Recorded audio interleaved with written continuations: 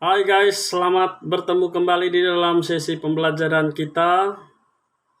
Masih di dalam asas pengajaran tentang Allah, bab 2. Dan hari ini kita akan belajar Allah yang Esa adalah Allah Tritunggal.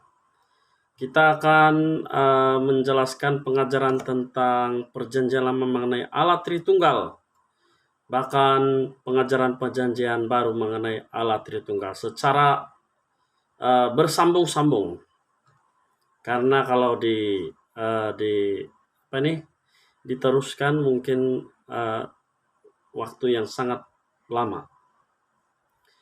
Jangan lupa mengikuti sampai habis dan like, subscribe, dan sila tekan tombol lonceng untuk mendapatkan maklumat yang terkini. Allah yang Esa adalah Allah Tritunggal. Saudara, sesungguhnya hal ini adalah suatu rahasia yang tidak dapat kita mengerti dengan terperinci. Apalagi kita sebagai manusia yang tidak sempurna. Namun saudara, hal ini diajarkan kepada kita di dalam Alkitab. Hal ini merupakan suatu asas pengajaran yang patut dipercayai, walaupun kita tidak dapat mengerti dengan jelas. Pengajaran perjanjian lama mengenai Allah Tritunggal. Hal ini tidak dapat disebut dengan jelas dalam perjanjian lama, tetapi disinggung atau dijelaskan sedikit. Yang pertama, nama Allah yang asli berarti lebih dari satu, yaitu Elohim. Nama Allah yang asli berarti lebih dari satu, yaitu Elohim.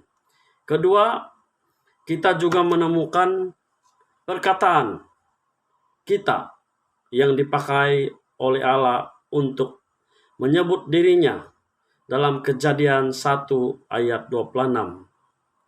Berfirmanlah Allah, baiklah kita menjadikan manusia menurut gambar dan rupa kita, supaya mereka berkuasa atas ikan-ikan di laut dan burung-burung di udara, dan di atas ternak, dan atas seluruh bumi, dan atas segala binatang melata yang merayap di bumi.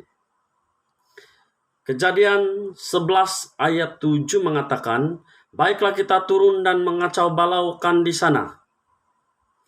Bahasa mereka sehingga mereka tidak mengerti lagi bahasa masing-masing. Yesaya 6 ayat 8 mengatakan, lalu aku mendengar suara Tuhan berkata, siapakah yang akan kuutus dan siapakah yang mau pergi untuk aku? Maka sahutku, ini aku, utuslah aku. Ketiga, demikian juga kata malaikat Tuhan dalam Kejadian 16 ayat 7, 9, dan 10. Lalu malaikat Tuhan menjumpainya dekat suatu mata air di padang gurun, yakni dekat mata air di jalan Sur. Kejadian 16 ayat 9, lalu kata malaikat Tuhan itu kepadanya, kembalilah kepada nyonyamu, biarkanlah engkau ditindas di bawah kekuasaannya. Kejadian 16 ayat 10, lagi kata malaikat Tuhan itu kepadanya, Aku akan membuat sangat banyak keturunanmu, sehingga tidak dapat dihitung karena banyaknya.